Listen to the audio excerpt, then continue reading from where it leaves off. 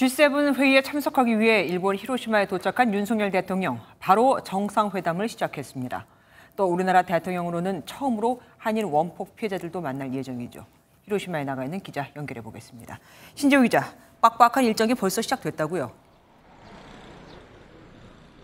네, 제가 지금 서 있는 이곳은 일본 히로시마인데 78년 전 원자폭탄 투하로 도시 전체가 폐허가 되었던 바로 그곳입니다. 당시 히로시마 내 원폭 피해자는 40만여 명으로 이 중 한인 피해자는 5만여 명으로 추산되는데요.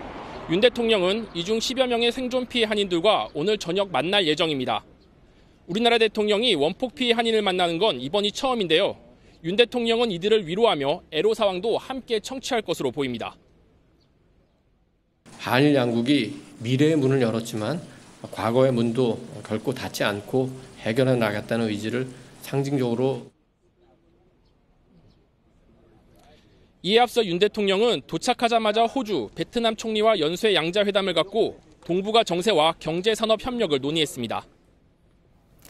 오늘 오후에 들어온 소식도 하나 있습니다. 젤렌스키 우크라이나 대통령도 이번 회의에 직접 참석을 한다고요. 당초 비대면일 줄 알았는데 말이죠. 네, 당초 화상으로 G7 회의에 참석하려던 젤렌스키 대통령이 일본에 직접 오기로 결정을 했습니다. 젤렌스키 대통령은 G7 국가는 물론 우리나라를 비롯한 초청국에게 러시아 침공에 맞서기 위한 자국 지원을 요청할 것으로 보입니다. 윤 대통령도 일본 방문 직전 젤렌스카 영부인을 만나 우크라이나에 대한 지지 의사를 전한 바 있었었는데요. 젤렌스키 대통령의 히로시마 도착은 모레가 될 것으로 보입니다. 다만 윤석열 대통령이 이날 원폭 위령탑 참배, 한미일 정상회담이 유력한 데다 한일 정상회담 일정까지 잡혀 있어 젤렌스키 대통령과 1대1 만남이 성사될진 두고 봐야 할 것 같습니다. 지금까지 일본 히로시마에서 MBN 뉴스 신재우입니다. 안녕하세요. 김주하입니다. 공정하고 신속한 MBN 뉴스, 유튜브를 통해서도 만나보실 수 있습니다.